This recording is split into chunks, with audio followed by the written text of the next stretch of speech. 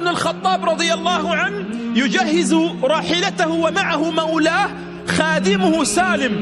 ما جهز عمر يومها موكب كبير لفتح بيت المقدس، ما جهز موكب كمواكب اليوم وهو خليفة المسلمين، وإنما أخذ معه راحلة واتفق مع سالم مولاه خادمه أن يتناوبوا على ركوب الناقة. مرة يركب سالم ومرة يركب أمير المؤمنين. أمير المؤمنين، الشام كلها كانت تحت إمرة عمر، العالم كله كان تحت قيادة عمر، يتناوب مع خادمه على ركوب الناقة. حتى قال عمر: يا سالم، إذا أنا ركبت أسمع لك جزءا من القرآن، وإذا نزلت تسمع. ها قد عدنا يا صلاح الدين. قالها هذا الجنرال أحبتي لأنه علم أنه قبل 7 قرون من هذه الحادثة جاء صلاح الدين ليحرر بيت المقدس، فلما حررها قال: والله لن تعودوا إلى المسجد الأقصى ولا إلى بيت المقدس ما دمنا رجال. بعد 7 قرون يأتي الجنرال الفرنسي ليرفص قبر صلاح الدين بقدمه ويقول لصلاح الدين الأيوبي: ها قد عدنا يا صلاح الدين. وقبل أشهر جاء أيضا الرئيس الروسي ووقف عند قبر صلاح الدين الأيوبي وأخذ صورة تذكارية وكأن لسان حاله: ها قد عدنا يا صلاح الدين. أحبتي، لا بد لهذا الجيل ولا بد للشعوب أن تعرف الخطر القادم عليها في زمان يريدون لنا الجهل، في زمان يريدون أن يخلطوا لنا الأمور وأن يبعدونا عن الطريق الحقيقي الذي اختاره لنا ربنا سبحانه وتعالى، ألا وهو تحرير فلسطين وتحرير بيت المقدس. تعالوا بنا في هذه الدقائق المعدودة. وما الذي دفعني اليوم لأتحدث عن بيت المقدس؟ حتى نقول للعالم أن فلسطين، أحبتي، فلسطين ليست ملك للفلسطينيين فقط. ومن كان يعتقد أن فلسطين والمسجد الأقصى ملك للفلسطينيين هو يحذف صورة كاملة من كتاب الله، هو يحذف صورة الإسراء. تخيلوا معي، لو أن هذا المسلم كان أمريكيا فالمسجد الأقصى ملكه، لو كان هذا المسلم أوروبيا بريطانيا إيطاليا فرنسيا، فإن المسجد الأقصى أمانة في عنقه لا بد أن يدافع عنه لو كلفه ذلك المال والنفس والروح. نعم أحبتي، وهذا الذي صنعه النبي صلى الله عليه وسلم. الصحابة ما زاروا فلسطين وما زاروا المسجد الأقصى إلا بعد وفاة النبي صلى الله عليه وسلم، لأنهم علموا أن النبي صلى الله عليه وسلم أوصاهم بتحرير فلسطين، أوصاهم بتحرير بيت المقدس. ولهذا أحبتي، عمر بن الخطاب رضي الله عنه يوم فتح بيت المقدس يقف الأساقفة والقساوسة معهم مفاتيح بيت المقدس بعد هزيمة عظيمة من المسلمين يومها. قالوا: نحن نمتلك مفاتيح بيت المقدس لكننا لن نسلمها إلا لعمر بن الخطاب. رفضوا أن يسلموها لأبو عبيدة بن الجراح، وكان هو قائد المعركة يومها. عرض عليهم أبو عبيدة أن يستلمها فرفضوا، قالوا: لن نسلم مفاتيح بيت المقدس إلا لعمر بن الخطاب شخصيا. قال لهم: لماذا؟ قالوا: لأننا قرأنا في كتبنا المقدسة أنه يستلم مفاتيح بيت المقدس حاكم عادل. وقد قرأوا يومها وسمعوا يومها عن عدل عمر بن الخطاب رضي الله عنه. فأرسل أبو عبيدة بن الجراح: نريد لهذا الجيل أن يسمع، نريد لهذه الأجيال التي اليوم جاء الإعلام اليوم ليقول لنا أن فلسطين ليست قضيتنا، أنا كسوري ماذا تعنيني فلسطين؟ أنا كيمني ماذا تعنيني فلسطين؟ أنا كسعودي ماذا تعنيني فلسطين؟ وماذا قدمت لي فلسطين؟ أحبتي، هم يريدون أن يحذفوا سورة الإسراء، هم يريدون أن يربوا هذا الجيل أن فلسطين ليست ملك للمسلمين، ولكن هيهات هيهات هيهات هيهات. تعالوا أحبتي لننظر.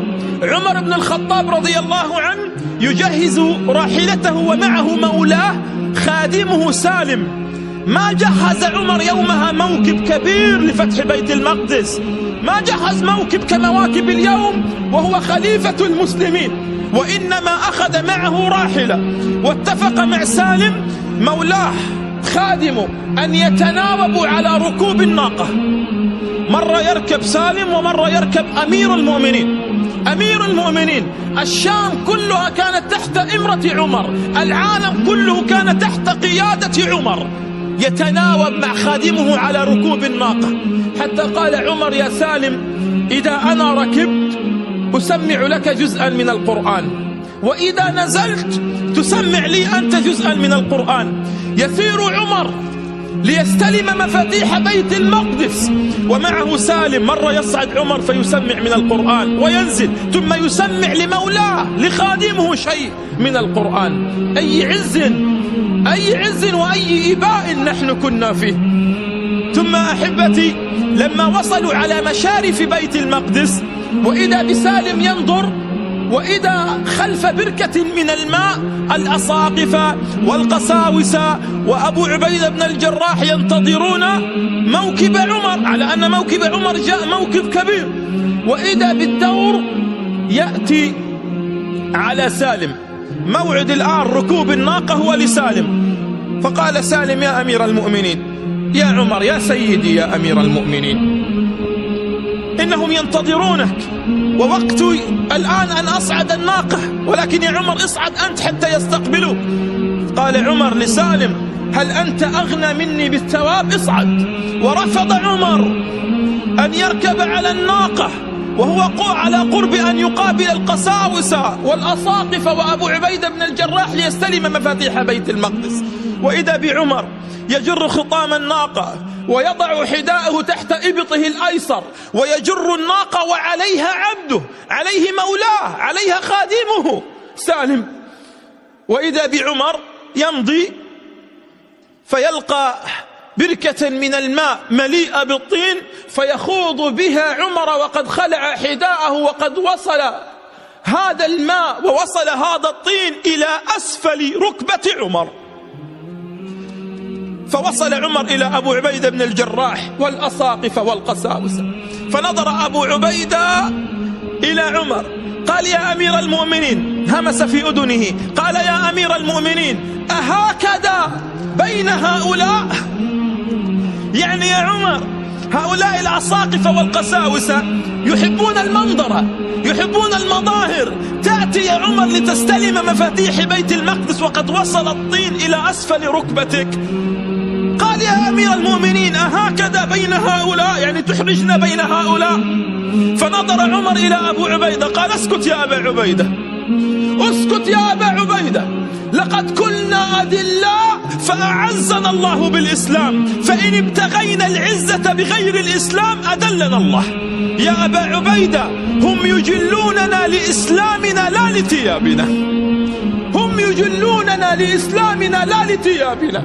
وإذا بكبير الأساقفة يقف، ثم انظروا كبير الأساقفة والقساوسة يقف، ثم تسيل دموعه، ثم يقول: لقد قرأنا في كتبنا المقدسة أن الذي يستلم مفاتيح بيت المقدس هو حاكم عادل يأتي ليستلم المفاتيح ومولاه وخادمه راقد على ناقته في ثوبه 17 رقعة، في ثوبه 17 رقعة. فخر الأساقفة كلهم ساجدون. أي عز وأي إباء. بعد صلاة العشاء يأتي 15 من كبار الأساقفة، اسمعوا إلى العز وإلى الإباء، يأتي 15 من كبار الأساقفة والقساوسة ليقفوا أمام عمر ينحنون ليسلمون المفاتيح لعمر. يومها عمر استلم مفاتيح بيت المقدس، ثم سجد بعد صلاة العشاء، سجد لله سجدة شكر ما رفع رأسه عمر منها إلا عند أذان الفجر، إلا عند أذان الفجر. فمن يعود اليوم بيننا ليستلم مفاتيح بيت المقدس؟ تلك الأقفلة التي صدئت هناك، من يأتي اليوم بمفاتيح بيت المقدس ليعيدها لنا؟ من يعود اليوم ليعيد لنا مصر رسول الله صلى الله عليه وسلم؟ وحتى تعلموا أحبتي أن تحرير فلسطين ليس واجبا شرعيا على أهل فلسطين فقط، وإنما على كل مسلم. صلاح الدين الأيوبي هل كان فلسطينيا؟ بل قولوا وربكم هل كان عربيا؟ ما كان فلسطينيا ولا كان عربيا، لأنه علم أن المسلم لا يعترف بجنسية، وأن المسلم لا يعترف بحدود جغرافية وسياسية قد اصطنعها لنا أعداء الله، وإنما أي مسلم يشتكي في الدنيا هو أخي. لو مسلم اشتكى في الصين هو أخي، لو مسلم بكى في الهند فهو أخي. كل المسلمين إخواننا، نهب لنجدتهم. فكيف لو كان هذا المسلم يستغيث في مصر رسول الله؟ كيف ولو كان الذي يستغيث هو المسجد الأقصى مصر رسول الله صلى الله عليه وسلم؟ وأختم أحبتي حتى تعلموا أن هذه أمانة في أعناقنا وفي أعناق هذا الجيل الذي لن نيأس منه.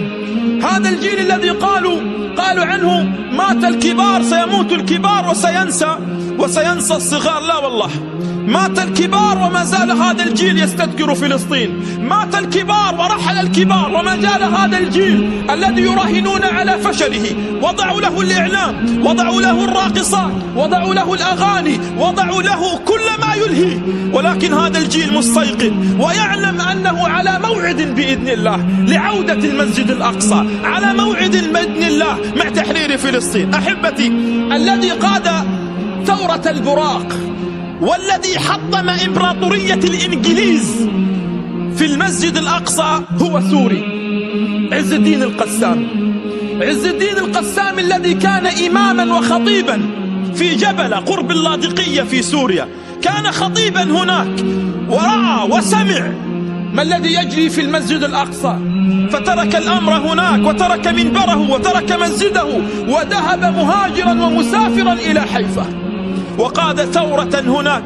وإذا بالناس ينظرون، الناس يسمعون كل يوم عن قتل للإنجليز، كل يوم يسمعون عن معارك ضارية، ولا يعلمون أن الذي خلف تلك المعارك الضارية هو سوري، أن الذي خلف هذه المعارك الضارية هو شيخ معمم جالس في المسجد يعطي الفتاوى ويعلم الناس الفقه ويحارب البدع في زمانه.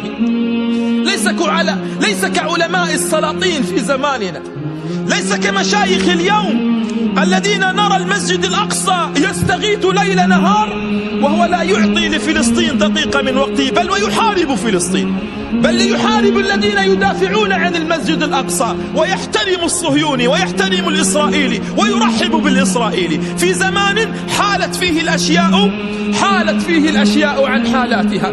سبحان الله أحبتي، عز الدين القسام يجلس في المسجد رجل خطيب مفوه على المنبر، وهو الذي يقود تلك المعارك، حتى أنه وقف يوما ينادي بالشباب، قال: وأنا أسير إلى المسجد رأيت شبانا يكنسون الشوارع بالمكانس، كان الأولى بهم أن يحملون البنادق للمكانس. قال: ورأيت وأنا أسير إلى المسجد شبابا وهم يمسحون أحذية الإنجليز، كان الأولى بهؤلاء الشباب أن يقتلوا هذا المحتل وهذا المستعبر بدل أن يمسحوا له أحذيته. وقف على المنبر يوما وفي يده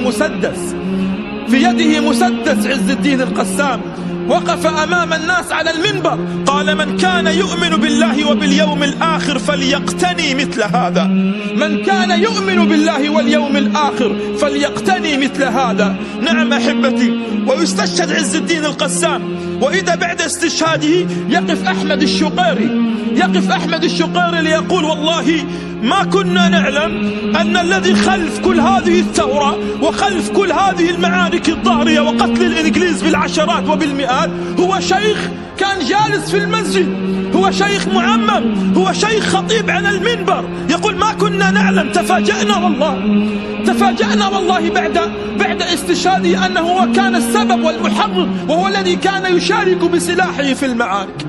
كم أننا بحاجة إلى هؤلاء.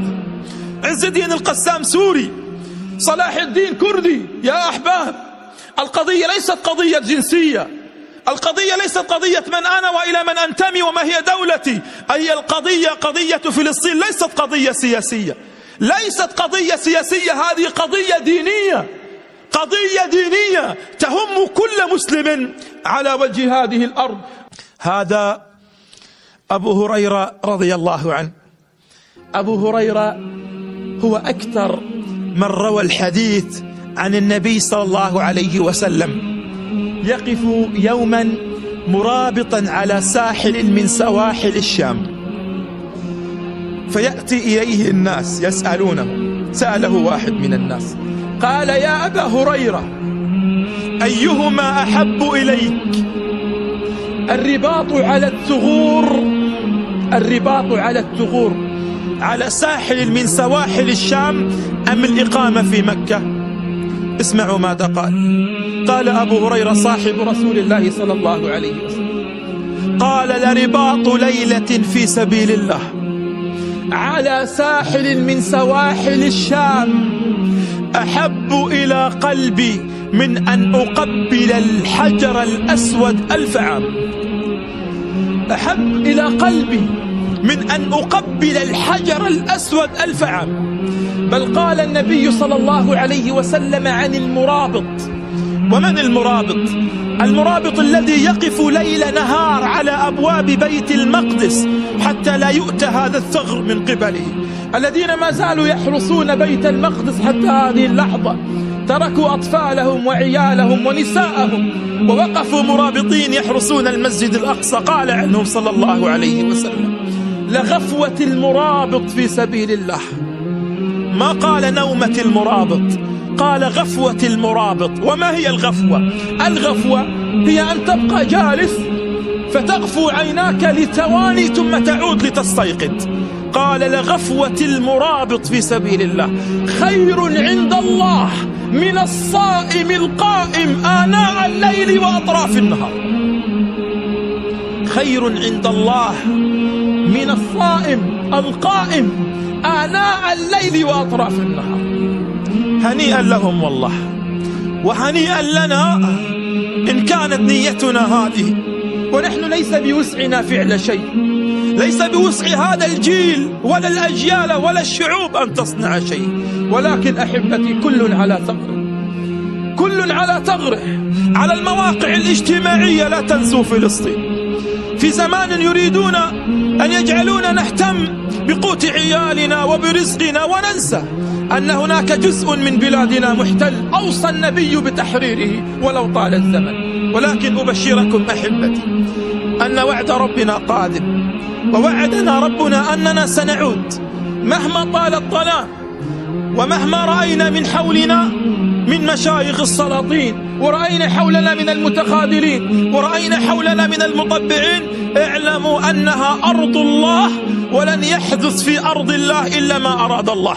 والذي أراده الله أنه وعدنا أننا سنعود لنتبر ما علوا تتبيرا ولنفتح بيت المقدس.